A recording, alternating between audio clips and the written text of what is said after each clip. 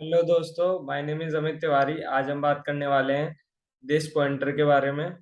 तो this pointer क्या होता है उसका एग्जांपल देंगे अपन रियल लाइफ, और देखेंगे अच्छे से। और पीपीटी भी बना रखी है आपके लिए, तो उससे और आपको हो जाए अच्छे से। तो ये हमारा लेक्चर 12 है ऊप्स की सीरीज का। दिस पॉइंटर, इससे पहले मैं इनहेरिटेंस और काफी सारे टॉपिक्स पढ़ा चुका हूँ, कंस्ट्रक्टर इन इनहेरिटेंस और सब कुछ। तो वो आप एक्सेस कर सकते हैं। तो दिस पॉइंटर क्या होता है उसको अच्छे से देखते हैं अपन। तो दिस पॉइंटर क्या होता है, ध्यान से सुनना। दिस पॉइंटर एक कीवर्ड है सी प्लस प्लस में, और जो इसको अपन चेंज नहीं कर सकते। इस पॉइंटर में जो एड्रेस होगा, देखो पॉइंटर क्या होता है। अगर मैं बात करूं इंट स्टार पीटीआर, जैसे अगर अपन कोड पे चलें, मान लो कि अपन यहाँ पे मैं एक एग्जांपल देता हूँ आपको। इंट स्टार पीटीआर, मान लो ये लिखा हुआ है, और मैंने लिख दिया एक वेरिएबल का नाम ये ले लिया, उसमें 10 डाल दिया। तो अब क्या होगा, पीटीआर में अपन एड्रेस एड्रेस ऑफ ए डाल दें। अब देखो, पॉइंटर कौन से टाइप का है, इंट टाइप का है, ठीक है ना, इंट स्टार। और अपन ने पीटीआर में कौन सा एड्रेस डाला है, 8, मतलब ए का एड्रेस डाल दिया।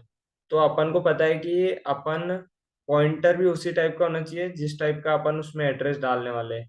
मतलब अगर मैं यहाँ पे फ्लोट कर दूं, तो अपन को फ्लोट डालना चाहिए, ठीक है ना।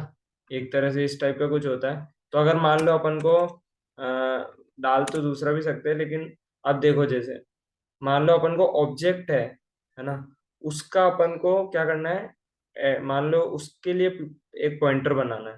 जैसे मान लो अपन ने ऐसे एक क्लास बना रखी है, यहाँ पे मैंने क्लास टेस्ट, ठीक है ना, क्लास टेस्ट बना रखी है। उसमें एक वेरिएबल प्राइवेटली एक्स बना रखा है, और एक फंक्शन है जो इसको सेट करेगा एक्स की वैल्यू को।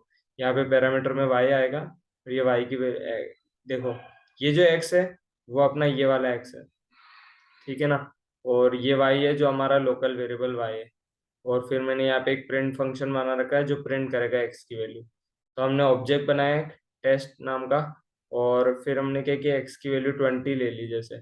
और अपन ने कॉल करा दिया फंक्शन सेट वाला, ये यहाँ पे गया, वाई 20 डाल गया एक्स में, और ये हो गया प्रिंट।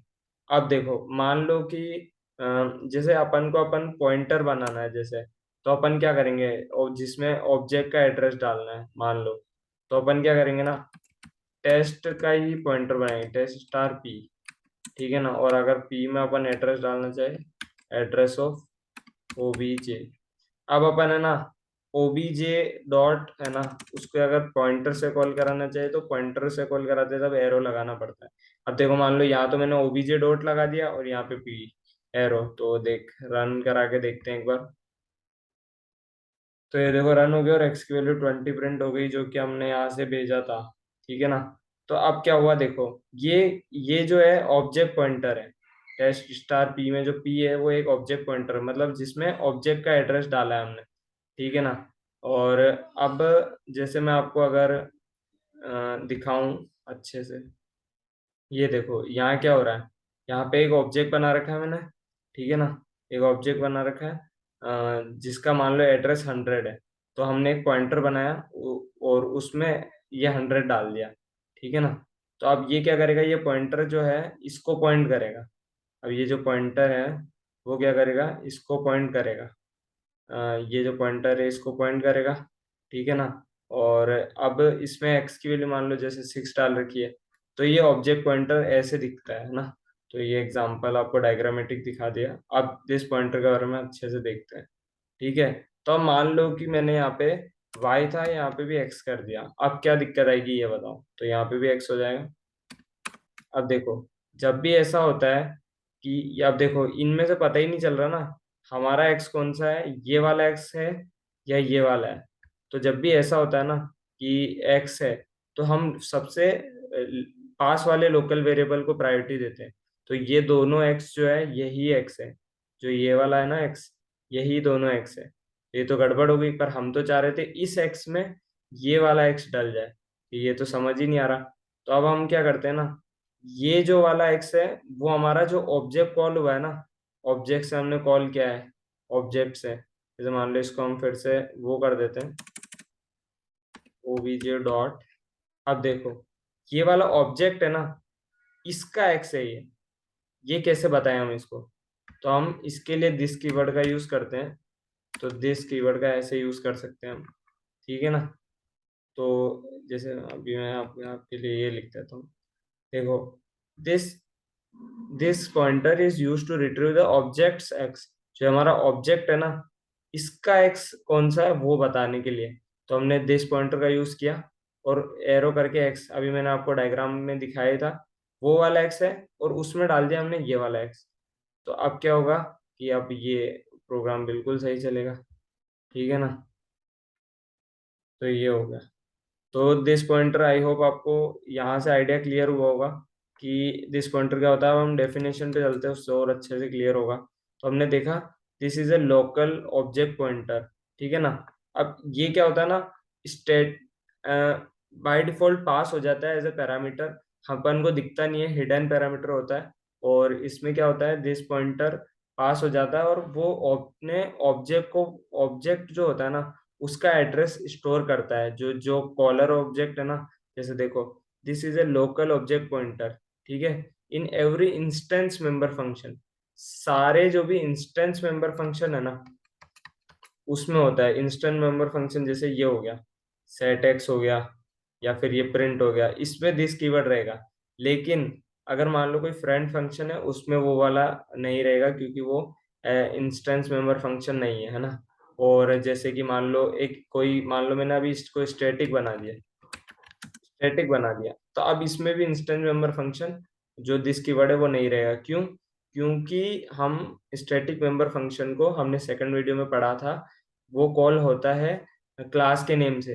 तो लेकिन दिस कीवर्ड तो तभी यूज आता है जब कोई ऑब्जेक्ट की बात हो रही हो, है ना।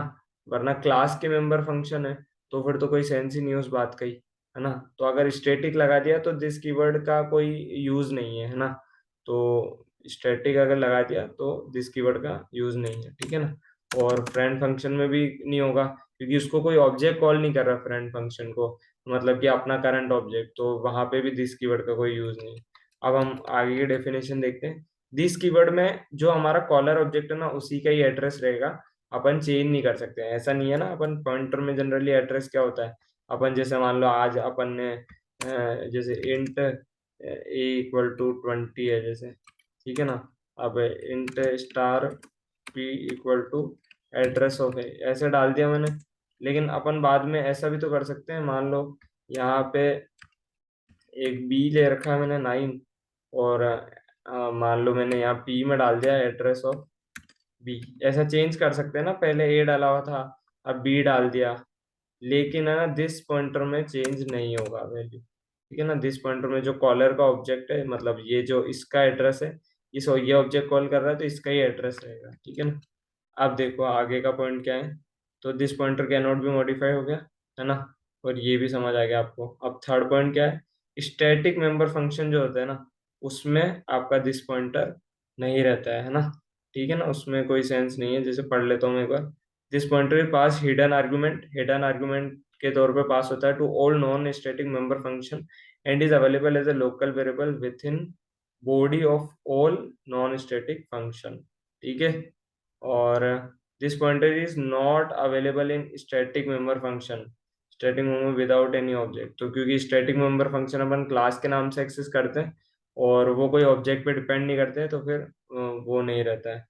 तो आई होप आपको वीडियो पसंद आएगी। अगर वीडियो पसंद आए तो प्लीज़ वीडियो को लाइक कर दीजिए। और भी आप दिस पॉइंटर को ट्राई करके देखना, एक बार मॉडिफाई करके देखना। जैसे कि जैसे ये दिस पॉइंटर है, उसमें आप ऐसे एड्रेस ऑफ कुछ और डाल के देख लेना, कोई वेरिएबल बना के उसका, है ना।